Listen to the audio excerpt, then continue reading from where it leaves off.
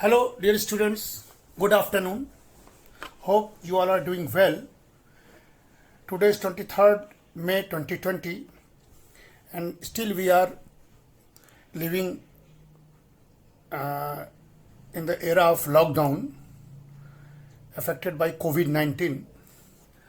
So earlier I sent you two part of my presentation related to migration issues. Okay, and that will benefit to MA semester 4th population studies students as well as BA semester 6th population studies students. Okay, so earlier I told you about the population issue, poverty issue, and defined the migration. Today I will move forward and express my views about the return and reintegration of the migration, and then I will try to finalize the topic. Okay, so dear students, in the age of globalization where communication has become so instant and traveling to far off place countries easier, cheaper than ever before, not only the nation states but the migrants themselves too sometimes favor frequent return between home and host countries. And many migrants, especially the economic ones today, prefer better opportunities irrespective of the place where they are offered to, provided that their safety and security concerns are taken care of. Okay, so moreover, emergence of job opportunities in various sectors at home, particularly due to economic liberalization, many high-skilled Indians who went abroad in search of better educational and professional opportunities are returning home. Okay, so this is positive side of the migrant issue. At present, at a time of COVID, that is push factor, that is returning back due to the certain external effects. Okay, so source countries like India, which once viewed the migration of their educated individuals as brain drain, for they had an inclination of permanent settlement in the destinations countries, are no more worried about the current scale of migration, including those of highly skilled individuals, for they are witnessing now that a large number of people tend to return home after waiving some foreign exposure. So their return is being seen as a beneficial for the source country, as return migrants come back with improved levels of knowledge and technical skills, that is human capital. So this is positive side. Okay, but whether these return migrants of unskilled laborers, which are happening in the era of COVID, is the positive side of the economy? Will they benefit agriculture, or will they pressurize to Indian economy? So this is the question which we have to address in the present situation. So the number of international migrants globally in 2019 was 272 million, and that is 3.5% of the world's population. And India continued to be largest country of origin of international migrants. Earlier I told you this all. The facts is that between 2013 and 17, high income countries experienced a slight drop in migrant workers. This is facts. So this all globally we should know about the situation of migration and the pattern of migrations in the global context. Okay, and this is called as push and pull factor. Earlier I told you about the push and pull factor, because why situation of migrants happen due to push factor, because there are huge population pressure, poverty, and they are dependent on agriculture, and there is no opportunity of work or wage earnings in the rural areas. That why they pushed from the rural areas and they moved to urban areas. So these are the push factors. And earlier I told you about the Levis wage theory, assuming that we will get high wage in the urban area in comparison to the rural areas. So Levis wage theory, I have told you in the theory parts, you just go through that. But overall, the repercussion of the COVID-19 crisis for low skilled migrant laborers and informal workers have been devastating. loss of jobs, lack of social security, and being stranded in an alien city or state will be problems that the country will have to grapple with well beyond the post-COVID-19 world. And then the inclusion of freedom and the problem of freedom, the equal pay rights, the human rights situation will arise very soon after the post-COVID season. Okay, so there are some policy discrimination also, as economic survey 2018-19 says that 93% workers are in the informal economy. But Niti Aayog, in his strategy for New India at the rate of 75, says that India's informal sector employs approximately 85% of all workers. So whether that is 85% or 93%, this is a matter of concern. While source may differ on the precise numbers, the enormity of the informal workforce is accepted and known reality.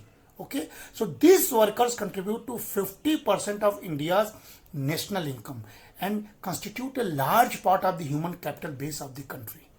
While India has numerous policies for social security when it comes to education, healthcare, skilling, food security and pensions, most of these schemes are restricted to the organized sector.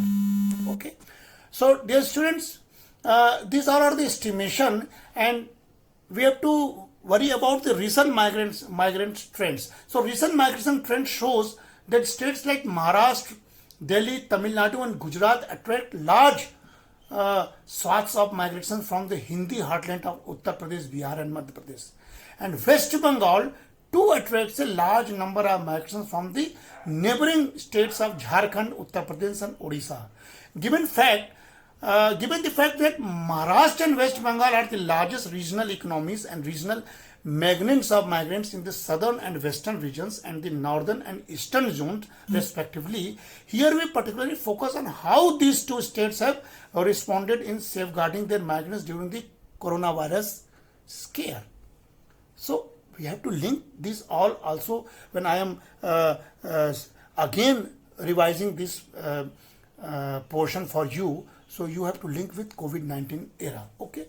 So the developed regions as whole will experience a shrinking of population after 2014. So under the scenario, the assumed net migrations of zero, the projected population of the developed region would be 9%. And with no migration or with equivalent level of immigration and immigration, the population of developing regions would be about 1% large in 2050 than if current migration trends continued. So this is whole concept of migration which I am presenting before you. Migrations since 1950, the developed regions continuously gained population due to positive net migrations. From 1950 to 2010-11, the level of net migration to the developed regions increased from 0.3 million to 3.1 million per year. However, the net inflow of migrants fell into about 2.2 million persons annually between 2010 and 2015. So, through all this, earlier I have already teased you or taught you that what is net migration, what is gross migrations, what is the advantage and disadvantages of migrations. This already I have told you. So I will not repeat those all, dear students, because today I have to conclude this session of the migration issues, that there should be migration policy and there should be an issue of governance. So the growing interest in the comparative analysis of migration has led to variety of attempts to access and compare countries' migration policies and governance, including immigration and integration. And this effort is also enshrined in the Sustainable Development Goals narrated by the United Nations. So we have the limitations of data. We don't know how exactly there are migrants in the country. Okay, so there should be a perfect policy based on a data source, and government have to do lot to trace each and every migrants, and then only government could provide every facilities or cover all the migrants in the social security net. Okay, so they are vulnerable. We all know they are vulnerable because in an unorganized and chaotic labor market, migrants workers regularly face conflicts and disputes at work sites. Okay, so the common issues they face are non-payment of wages and physical abuse, accidents, and even deaths. So this is the problem, common problem. The cities were built on the hard labor and exploitation of migrants workers, but they never entered the consciousness of the architects. Instead, they are considered part of problems in the cities. And nowadays, you are witnessing all these problems because none corporates or no big industrialists have tried to stop their labors in their city, and they are or reverse migrated to their native places. Okay, so the future should be explained like that. So because due to shortage of labor in many of the developed countries or many of the developed states, the tendency of fulfilling labor shortage in the developed countries or developed states in India by imported manpower is perceived to pose certain challenge as well as provide opportunities to source countries. India, being a leading labor export country, has to ponder over the future impacts that this may have on the Indian economy as well as the Indian diaspora. So this is global scenario, and within a state also, developed states should concern about that whether migrants will come back to join the labor market or not. So of course we have to see all these facts, and the facts are that we have to check the migrants' health and livelihoods. That is a significant problem for the migrants. We have to we have to address the migrants' families and communities of origin as likely to face severe economic impacts. So these all are the challenging factors, and for migrants there should be certain policies of pension policies, house policies, equal wage policies.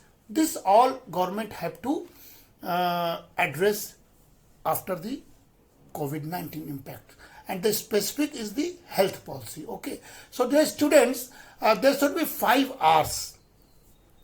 Before closing the session, I will state that the state should take a minimum 5 steps to make their lives better, not just during this lockdown period, but also for the future. The coronavirus lockdown is now an opportunity to address the issues of migrants workers in India. So we proposed 5 R's, that is recognize, register, responsibility, ration card, and residence. This 5 R will strengthen the trust of migrants into the government side and into the corporate side, and they will then again return back into the labor markets. Okay, so the public health care in the country is poor, and that should be strengthened for the migrant labor. And we all know that there should be optimum population for all these issues. There is not huge amount of people and which may be the burden for the Indian economy. So regarding the human population, optimum population include ecological sustainability, economic output, and philosophical or ethical ends in themselves. So any conception of an optimum population level must lie between a minimum viable population of the human species and the maximum level of populations that can be sustained by the carrying capacity of the planet or earth. So really we have to think of the optimum population for the decent wealth and resource to everyone, for the basic human rights to everyone, for the preservation of the cultural diversity, for allowance of intellectual, artistic, and technological creativity to all, and for preservation of biodiversity in this period. So we need optimum population, dear students, and we have to address, before addressing the migration issues, before addressing the poverty issue, we should first address the issue of population. Okay, so because we all know, say this is a very big problems. Migrant labors are very problems in the COVID era. So you have to read into 3 parts. First, what is the link between um, population and poverty, and what is the link between poverty and migration, and what is the cause of return migration. And overall, let us suggest to everyone and to policymaker to go for an optimum population and make a such type of population policy in our country which includes all the migration problems, poverty problems, land problems, education problems, health problems, residence problems, and all. So we have to make the population policy in a holistic way, and that could only serve the problem of migrants laborers which we are witnessing at the time of COVID-19. So our humble request should be from the government that don't take this issue as a temporary or ad hoc issue, but we should all focus this issue in a totality. We have to think of the agriculture reform, we have to think of the health reform, we have to think of the educational reform, and we have to think all within the purview of these migrants laborers, because there should be naturally minimum wage for every migrants. So the government efforts of one nation and one wage policy that announced by the government is a welcome step. One nation and one ration card announced by the government during this COVID-19 is a welcome step. And there is a cheaper house, rental house for the migrants labor is also as a welcome steps. And of course, we have to strengthen the Ayushman Bharat scheme very effectively, so that residents, food and health issue should be addressed by the governments after the COVID era. Thank you, dear students. Take care of yourself and prepare these migration issues for the sake of examination also and for the sake of discussion also. Thank you very much.